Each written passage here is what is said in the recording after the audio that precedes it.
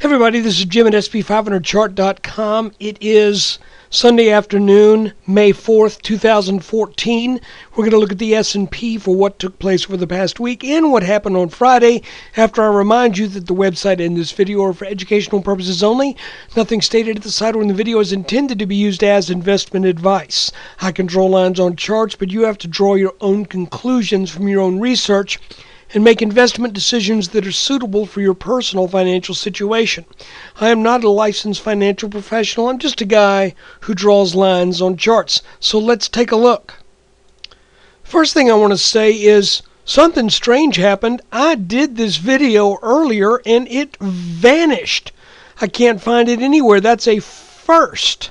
So we're doing it again.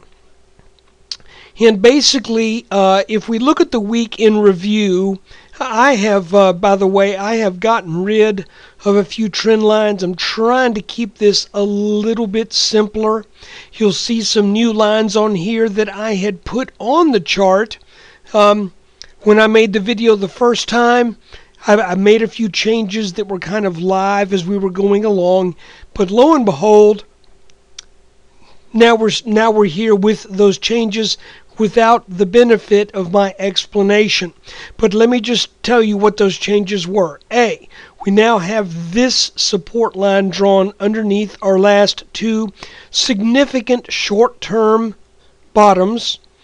We now have this trend line drawn across our last two significant short-term tops. Okay, these are gray, because we have things at work in the chart that may be more important, particularly than this top line. So as the week went, we started the week after, what's a good way to put it? We started the week after we had a breakdown on Friday. And on Monday, we started to pull back. You can see here, if we look at it on a 10-minute chart, here's our breakdown on Friday. On Monday, we pulled back almost exactly to gap resistance. Then we sold down pretty hard. Now, mind you, this line didn't exist. This is a new line. Just put that on there yesterday. But I don't have that video anymore. For the life of me, I have no idea where it went. But we did bounce during the week right around our 1850 level, which I will take as confirmation of this support between 1840 and 1850. We then got up and got over a very short-term trend line that was pointed out actually on Monday, that if we could get over this line, then likely we would be mounting some kind of a rally. Now, I'm going to add these back on because for a good bit of the week, at least I think probably after Wednesday and Thursday, we had this little parallel trend line here. The S&P broke underneath that line on Friday, came back kissed that line from underneath, then just kind of went sideways. I'll be honest with you, I'm not super concerned about that. And the reason these lines were not on the chart to start with is I'm not particularly horribly concerned with that little set of trend lines anyway, because I believe there's probably larger and more important things at stake here than just that little tiny channel. For example, this line right here, we could trade down on Monday, get down to 1875 or so near the end of the day, and if we did, then that might be a good opportunity to expect a bounce to finally get our close that we are looking for, that I'm looking for, over 1900. Now, if we look at the last 1, 2, 3, 4, 5, 6, 7, 8, 9 days, this has sort of an inverted head and shoulders shape to it. I know I'd sound like One Note Johnny, inverted head and shoulders, head and shoulders, head and shoulders, inverted head and shoulders. But it is what it is. And if we can get over that 1884, 1885 line with a legitimate breakout over this 9-day long range, then we have a target of 1920. that means we'll have to get over this little short-term resistance line. I think that can be done. So I'm going to keep this line on the chart just in case we start seeing interference or resistance in the days ahead. But if this acts as an inverted head and shoulders, then we're looking at 1920. And guys, we still have our larger inverted pattern here that we've pretty much stayed over that neckline, and it still has a target up around 1957 or 1958. So what are we looking at? Well, going to be, what do they say, one note Johnny, here we come again. We are once again between 1840 and 1884. You know, I'm getting tired of this. One thing that might be worth pointing out, because this was a new trend line, maybe resistance, is we also have another trend line drawn from a what should be an even more significant point right here, because that's the all-time high so far in the S&P. We draw this line across this top and this top from the latter part of April, and then you can see on the 29th, if we zoom in just a little bit, you can see how on the 29th we really kind of wanted to get over that line. Look how perfectly it lines up with 1, 2, 3, 4, 5, 6, 7 touches. Then we got over that line on the 30th, which was Wednesday, back tested that line on Thursday, and stayed over it on Friday. So this is still a market in which it appears no real clear sense of direction. I think we've got more bullish signs than bearish signs. But what can I say?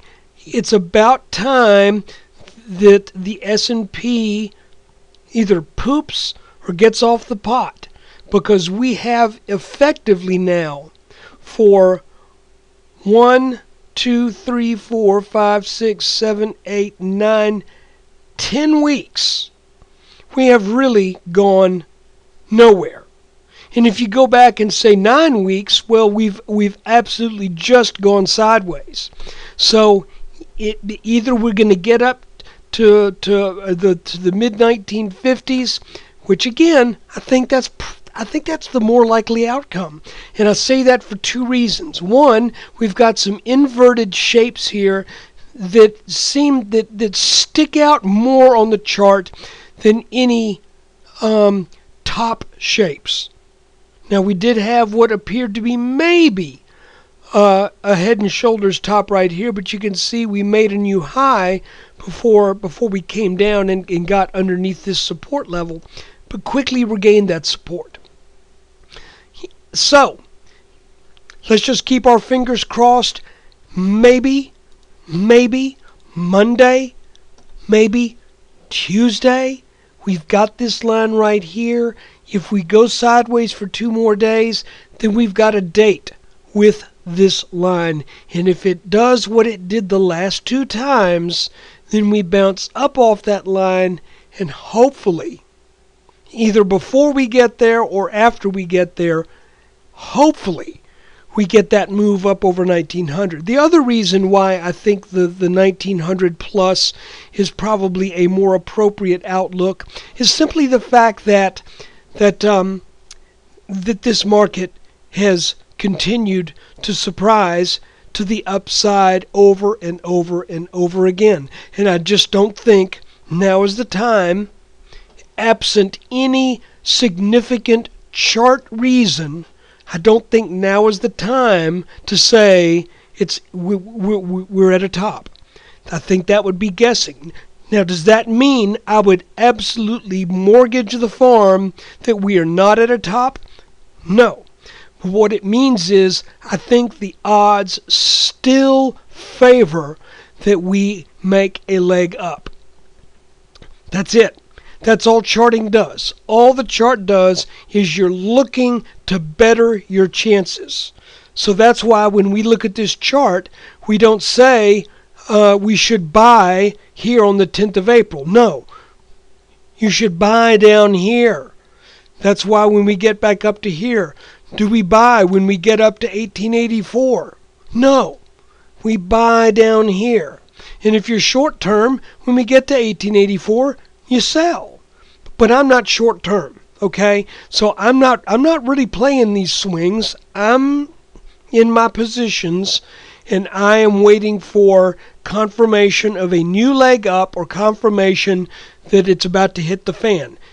Either way's good with me, but I prefer, obviously since I'm long, to get up and up into the mid-1900s. But if we do fall down, well, you got to have an exit plan.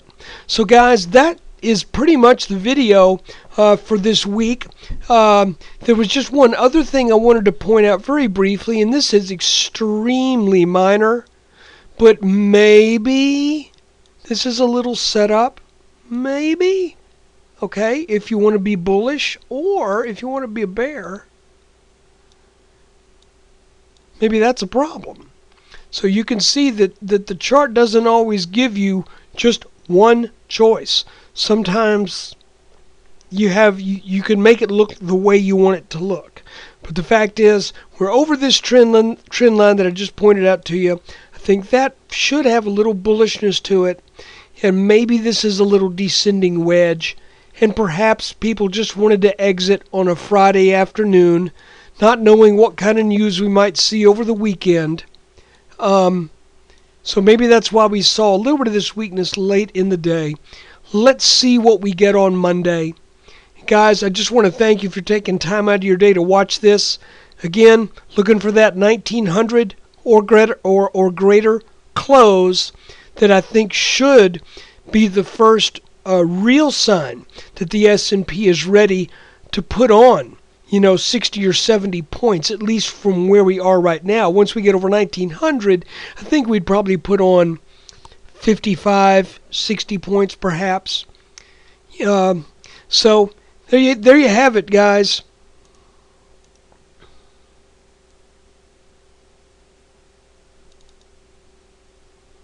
Oh, I was rolling. I thought I hit pause. Sorry about that. There you have your chart for the week ending May 2nd, 2014.